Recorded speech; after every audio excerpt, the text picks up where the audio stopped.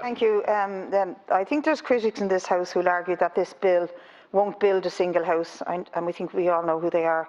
And it really is a tiresome response from those who have presided over this state for the last 10 years, as the housing crisis has become the catastrophe it is today, and a generation have been scarred from the failure of the state to provide a basic necessity to its people.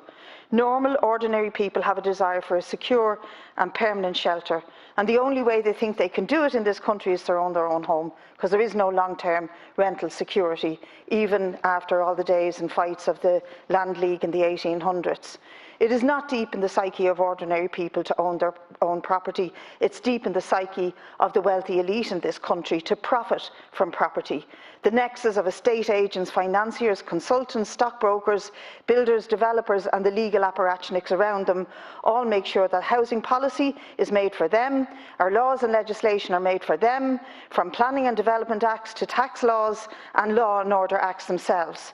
There is always a housing crisis for the poorest in society, but it is not a crisis that is a mistake. It is a crisis that indicates how the system works and is meant to work on behalf of the cohort of the wealthy. We commodify housing on behalf of the elite. We create a scarcity of public housing on their behalf, and we watch for decades as homeless numbers rise and rents rocket. And now we watch as vultures and cuckoos snatch available homes with the promise that the state will pay exorbitant lease and rents from them for 25 years and then hand back the homes in good nick to them 25 years later. We have scrapped rules and regulations on sizes, on aspects of property, on the height of property, on the standards that we expect them to be built to, and we treat builders and developers as if they had some need for profit that was a natural occurrence of God and needed to be accommodated. We do this even as the crisis worsens before our eyes and have a whole range of justifications and reasons, but mostly it's because it suits that cohort that I speak about.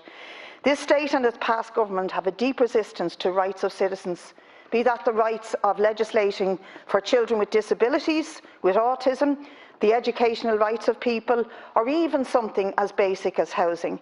We've for years and years talked referentially about our constitutional respect for private property rights.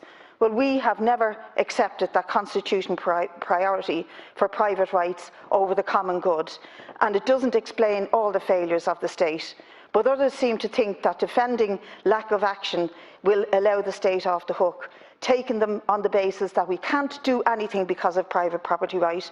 Well, let's change that priority now, and let's push the balance in the other direction and give people the right to housing, decent accommodation, and don't allow the excuse that the Constitution stands in their way, because it will be used in the future again and again to stop us really improving housing policy in this country.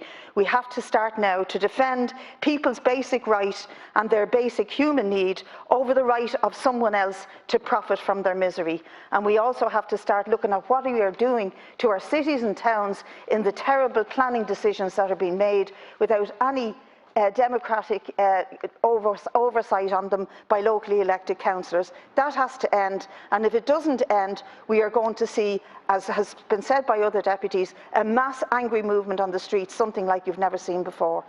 Thank you.